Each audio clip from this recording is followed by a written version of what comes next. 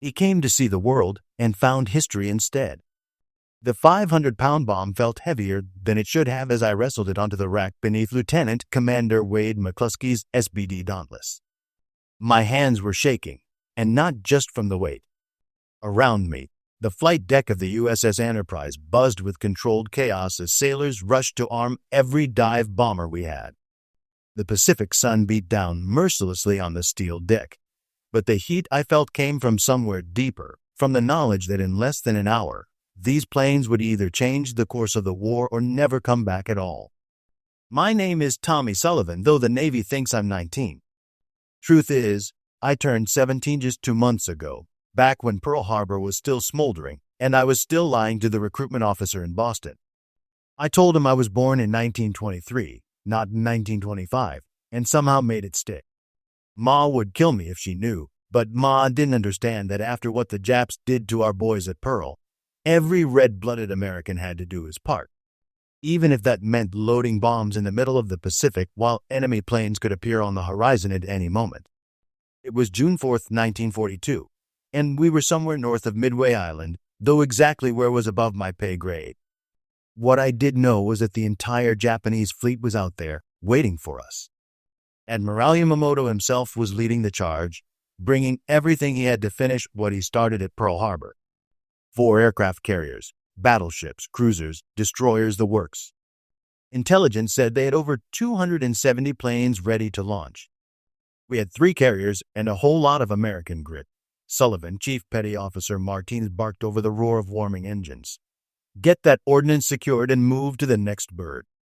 We launch in 30 minutes. Aye, Chief, I shouted back, wrestling with the arming wire. My hands were steadier now. There's something about having a job to do, about being part of something bigger than yourself, that makes the fear fade into the background. Not disappear, I wasn't stupid, but fade enough that you can function. The SBD Dauntless was a beautiful machine in an ugly sort of way. Stubby and solid, built like a flying brick that somehow managed to stay airborne. The pilots called her slow but deadly, and they weren't wrong. She could dive at angles that would tear other planes apart, deliver her payload with pinpoint accuracy, and if her crew was lucky, climb back out of hell to fight another day. I moved to the next plane in line, where aviation radioman second class James Murray was running through his pre-flight checks. Murray was from Chicago, 22 years old, and had the kind of easy confidence that made other sailors want to follow him into battle. He'd already survived the Doolittle raid and the Coral Sea, which made him practically ancient in carrier aviation terms. "How's she looking, Sullivan?" Murray asked, patting the side of his Dauntless like she was a favorite horse. "Armed and ready, sir," I replied, though Murray wasn't an officer. On a carrier deck, respect flows to the men who fly the missions, regardless of rank. "Good man."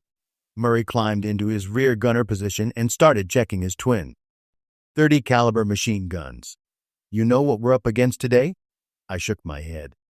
Scuttlebutt traveled fast on a carrier, but most of it was garbage. 4 carriers, Murray said, his voice matter-of-fact. Akagi, Kaga, Hiryu, and Soryu. The same bastards that hit Pearl. Today, we pay them back. The announcement came over the ship's communication system, Admiral Halsey's voice cutting through the engine noise. "Attack. Repeat. Attack. Enemy carriers located. This is what we came for, boys." Give 'em hell. The pilots were already strapping in.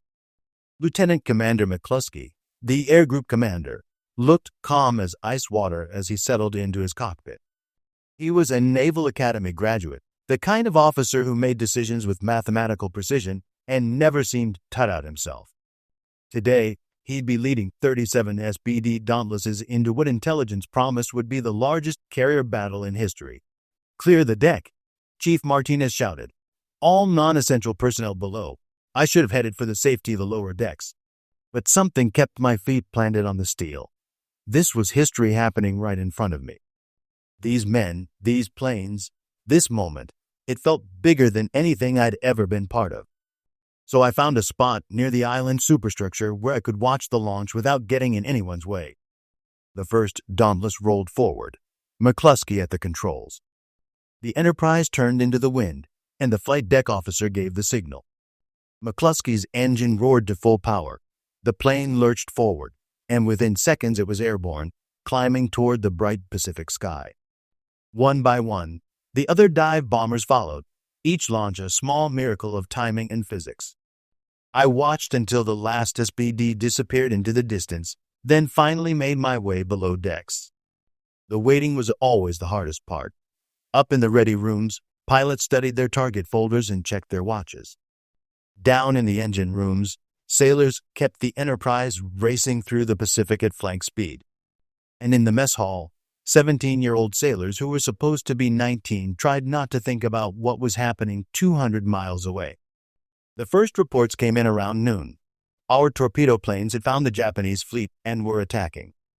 The radio crackled with fragments of transmissions, call signs, position reports, and then long stretches of static that could mean anything. Or nothing.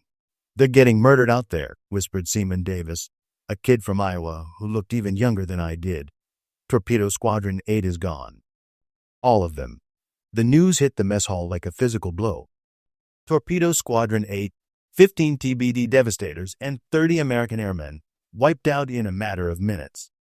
They'd flown their obsolete planes straight into the teeth of Japanese fighter cover and anti-aircraft fire, and paid the ultimate price. Only one man, Ensign George Gay, had survived, floating in the Pacific with a front row seat to what was about to happen next. But their sacrifice hadn't been in vain. While the Japanese fighters were down low, massacring our torpedo planes, they'd left their carriers vulnerable to attack from above. And that's exactly where Lieutenant Commander McClusky and his dive bombers were waiting. The radio sparked to life again, this time with McClusky's voice, calm and professional. "This is Point Option Leader. Enemy carriers in sight. Beginning attack run." What happened next would be talked about in Navy ready rooms for the next 80 years. McClusky had been flying for hours, his fuel running dangerously low when he spotted the wake of a Japanese destroyer racing north at flank speed. Instead of following his original search pattern, he made a command decision to follow the destroyer. It led him straight to the Japanese carrier fleet. The scene that greeted the American dive bombers was almost too good to be true. 4 Japanese carriers, Akagi, Kaga, Hiryu, and Soryu, steaming information, their flight decks crowded with fully fueled and armed aircraft preparing to launch. The pilots called it a target-rich environment, though that clinical phrase hardly captured the magnitude of the opportunity. McClusky split his force, taking half the dive bombers against the Kaga, while Lieutenant Richard Best led the other half against the Akagi. At 10:22 a.m. Pacific time, the SBD Dauntlesses rolled into their attack dives. Picture this: 37 American dive bombers, screaming down from 14,000 feet at angles approaching 70 degrees, their engines howling like banshees as they plummeted toward the enemy carriers. The Japanese anti-aircraft guns opened up, filling the sky with black puffs of flak, but the Dauntlesses kept coming. At 2,500 feet, the pilots released their bombs and pulled out of their dives, pulling G-forces that would make a normal man pass out. The results were devastating. Lieutenant Best's 1,000-pound bomb punched through the Akagi's flight deck and exploded in the hangar bay, setting off a chain reaction among the stored ammunition and fuel. Within minutes, Admiral Nagumo's flagship was a raging inferno. The Kaga took multiple direct hits, her flight deck erupting in a series of explosions that could be seen for miles. Both carriers were mortally wounded in a matter of minutes. But the day wasn't over. The Soryu, the 3rd Japanese carrier, fell to dive bombers from the USS Yorktown. 3 of Japan's 4 carriers were burning wrecks, their aircraft and pilots lost forever. It was the most decisive 6 minutes in naval aviation history, and it happened because a group of American dive bomber pilots had the skill and courage to fly straight into hell and deliver their ordnance on target. The radio transmissions coming back to the Enterprise were electric.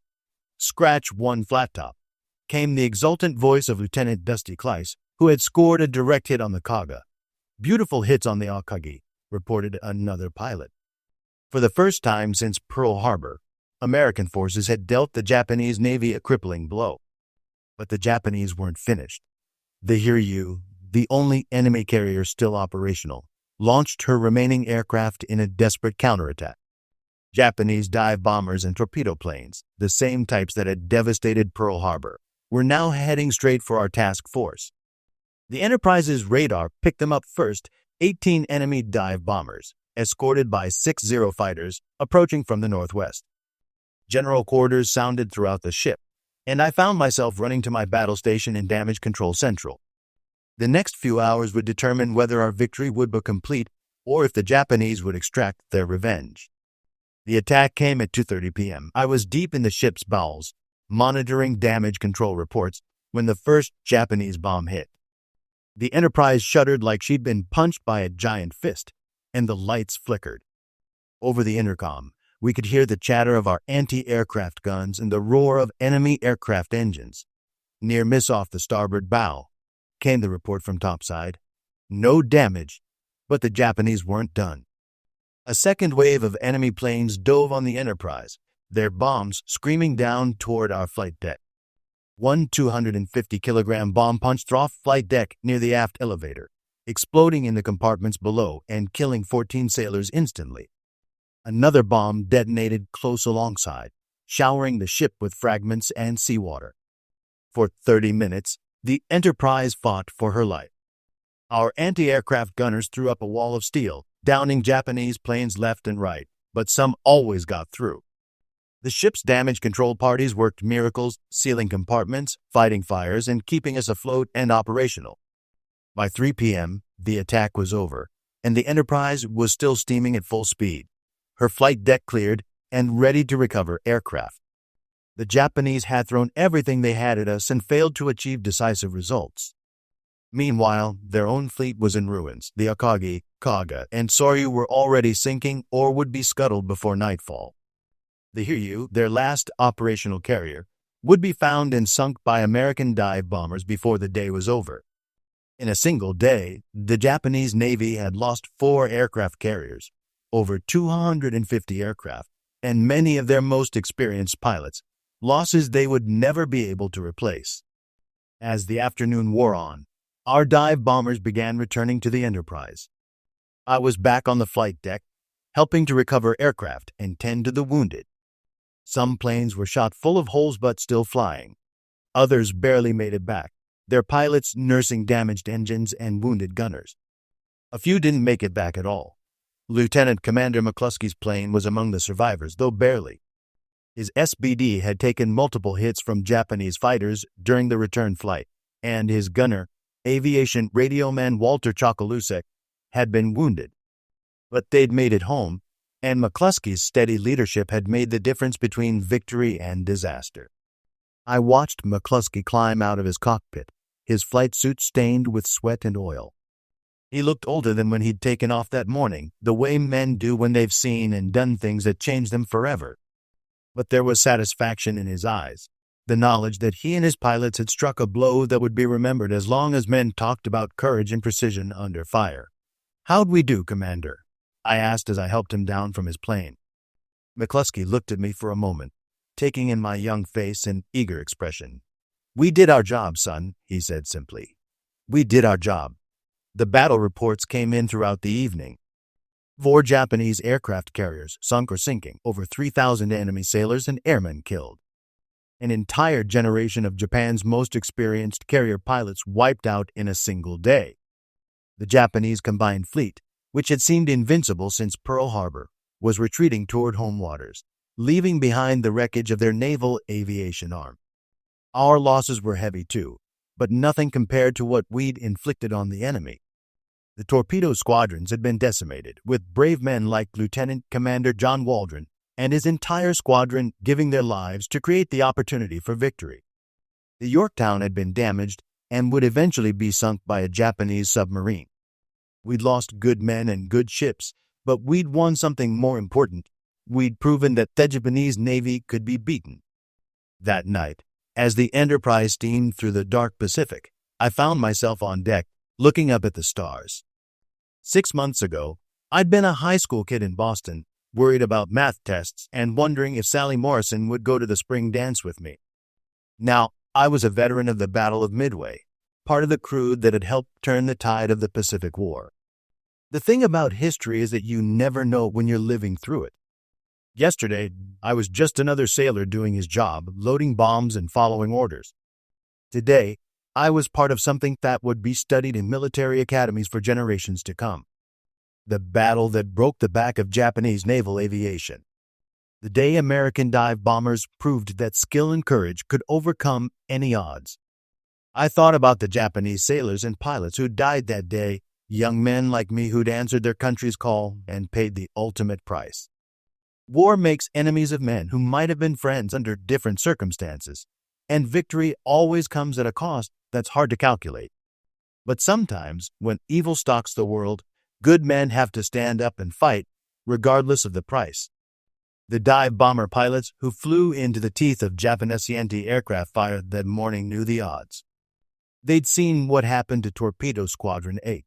They knew that diving through concentrated flak was about as close to suicide as military tactics allowed. But they did it anyway because that's what the mission required and that's what their training had prepared them for.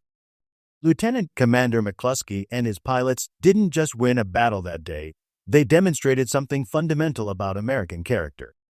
When the chips are down and everything's on the line, Americans don't back down.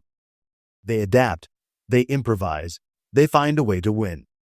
McClusky's decision to follow the Japanese destroyer instead of sticking to his original search pattern showed the kind of tactical flexibility that would characterize American forces throughout the war. The Battle of Midway was a turning point, but it wasn't the end. There would be more battles, more campaigns, more young men who would have to prove their courage under fire. Guadalcanal, the Philippine Sea, Iwo Jima, Okinawa. The road to Tokyo Bay was long and bloody, and many good men would die walking it. But June 4, 1942, was the day we proved it could be done. The day American dive bombers flew straight into hell and came out as legends. From that moment forward, the Japanese Navy was fighting a defensive war, trying to hold on to what they'd gained instead of expanding their empire. The initiative had passed to us, and we'd never give it back. As I stood on the Enterprise's deck that night, feeling the warm Pacific breeze and listening to the steady thrum of the ship's engines, I realized that I'd witnessed something extraordinary. Not just a military victory, but a moment when ordinary men rose to meet extraordinary circumstances and changed the course of history through their courage and skill. The war would go on for 3 more years. There would be more battles, more losses, more young men who would never see home again. But we'd proven something important at Midway, that the United States Navy could take everything the enemy could throw at us and come back fighting.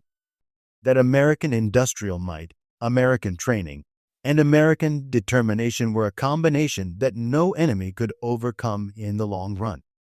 I was 17 years old, pretending to be 19, on a carrier in the middle of the Pacific Ocean, and I just helped load the bombs that won the most important naval battle of World War II. It wasn't the world I'd thought I'd see when I lied to that recruitment officer in Boston, but it was the world I'd chosen to defend. The dive bomber pilots of Midway showed us all what it meant to be American in the truest sense, not just by birth or geography, but by the willingness to risk everything for something bigger than yourself. They dove straight into hell that morning and came out as legends, their names forever linked with one of the greatest victories in naval history. And I was there to see it happen. Author's note: this story is based on the actual events of the Battle of Midway, June 4-7, 1942. While Tommy Sullivan is a fictional character, his experiences reflect those of thousands of young sailors who served aboard American aircraft carriers during World War II. The tactical details, aircraft specifications, and battle chronology are historically accurate. Lieutenant Commander Wade McClusky, aviation radioman James Murray, and the other named pilots and aircrew were real people who displayed extraordinary courage during the battle. The Battle of Midway resulted in the destruction of 4 Japanese aircraft carriers Akagi, Kaga, Soryu, and Hiryu, and marked the beginning of America's offensive campaign in the Pacific theater.